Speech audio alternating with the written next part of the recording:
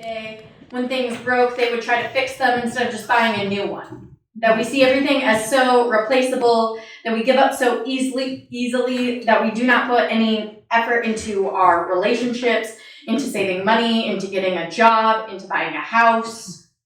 But one time I was cooking ramen and I broke an egg just a little too well, and eggshells ended up falling into the noodles, and instead of throwing the whole bowl out, I just kept cooking. And I ate around the eggshells. Every time I took a bite and I felt an eggshell, I would just pull it out and keep eating.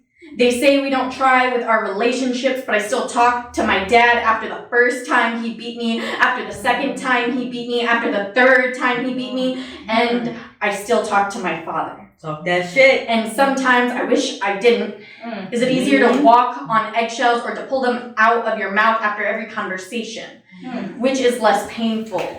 Every conversation with my father is painful. I leave with my feelings hurt. I'm insulted. I'm the disappointment of the family. I'm not enough. He reminds me every conversation how difficult I am. To stop talking to my father has been the only way to get him to notice anything. Anything that he's ever said that has hurt me, anything that he's ever done, a game of tug of war, and the only way to win is to continuously let go.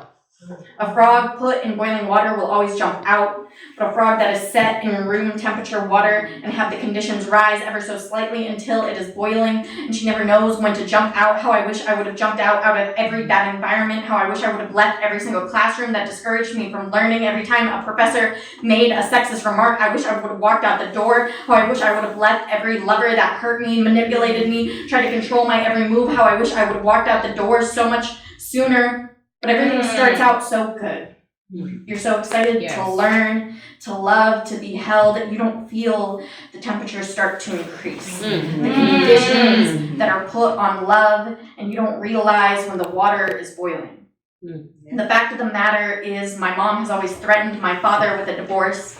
She says she didn't know about his anger the first time he hit us. And I want to know when the first time my dad's temper started to rise in my household. I want to know when it's okay to leave after I've tried to fix everything enough. The older generation says that back in their day, when things broke, they would try to fix them instead of just buying a new one. But my parents have been married for 30 years, and she still has to hold a divorce over his head every time his temper rises, always threatening to break things off, but never doing so. Because if it's not broken, don't fix it. Wow!